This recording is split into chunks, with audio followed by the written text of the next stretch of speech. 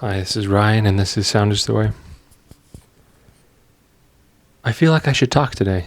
I don't know about what. Usually I have an idea or a thing that's kind of been kicking around upstairs that comes in. Maybe that's it, inspiration. Where do these things come from? Our relationships with our thoughts. We are not our thoughts. We are the vessel that holds them for a time and tunes into them. Like strumming an E chord on a guitar. Everything's okay. I don't know if that's an E. Sounded right.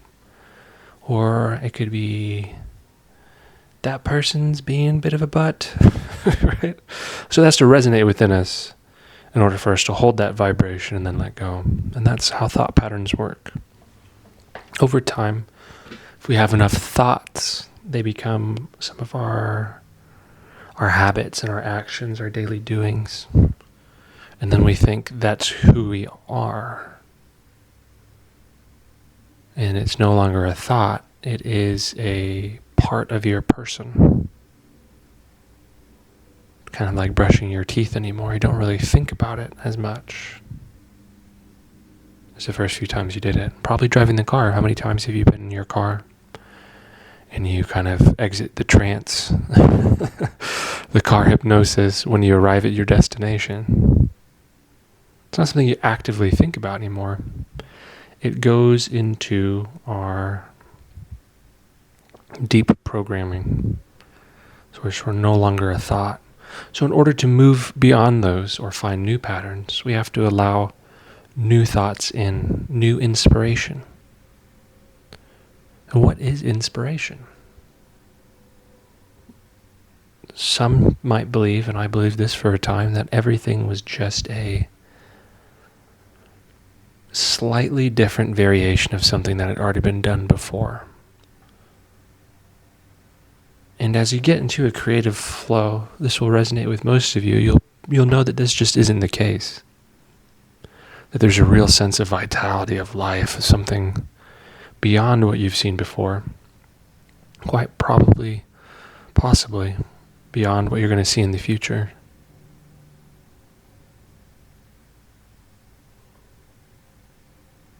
And we want more of that in our day-to-day life. Inspiration. So the first thing I would think is to create a little bit of space between you and your habits, your daily doings. There's wonderful ways to do this. Grounding is one of them. Meditation, yoga, thoughtful breath. All of these are different means, modalities to achieve the same thing, which is to get a little bit of space in between our routines, to give us time to tune in to our present moment and feel whatever we're feeling, and then return back to those. And only wisdom follows. Only wisdom follows. You can only have more clarity when you return to the same habits. It could be something like brushing your teeth. Maybe I want to enjoy brushing my teeth just a little bit more. I didn't brush my teeth tomorrow. I don't know if you guys picked up on that. not this morning. But yeah, can I enjoy doing it just a little bit more, whatever the routine is? In the realm of giving it space, for example, not brushing your teeth for a morning to help you appreciate when you do it. And to do one or two things daily like this. If you do everything at once, I'm not going to work today, I'm calling in sick, I'm not going to brush my teeth, who needs to wear clothes, I'm eating nothing but ice cream, I'm gonna flip somebody the bird who cuts me off, and we don't want to do every single one of them, but one or two to help us question our habits. And that space is the room for inspiration. By allowing something else to come in, we can explore just a little more. It's a lot of fun being on the go. It's addicting. I love it. Don't get me wrong. It's beyond addicting. It's great to put your energy to use. Now, allowing that use and that energy to be in a place that comes back to you more purely and more beautifully is what we all want.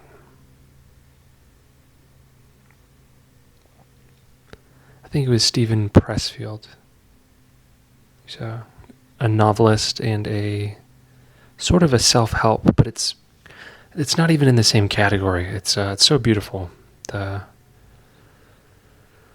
War of Art,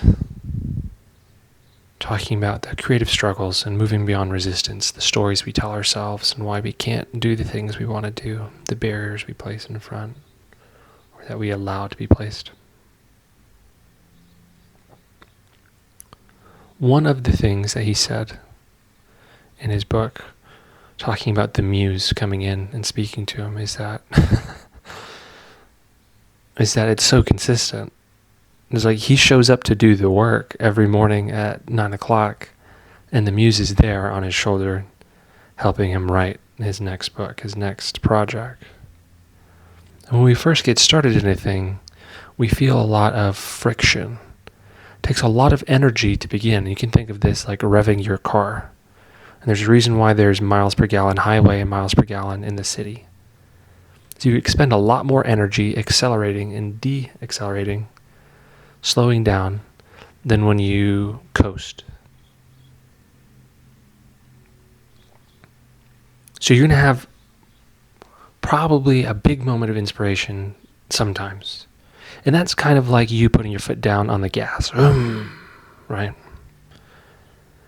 And the more we get in tune with that, the less we need to go pedal to the metal, and the less inspiration is going to be explosive, in your face.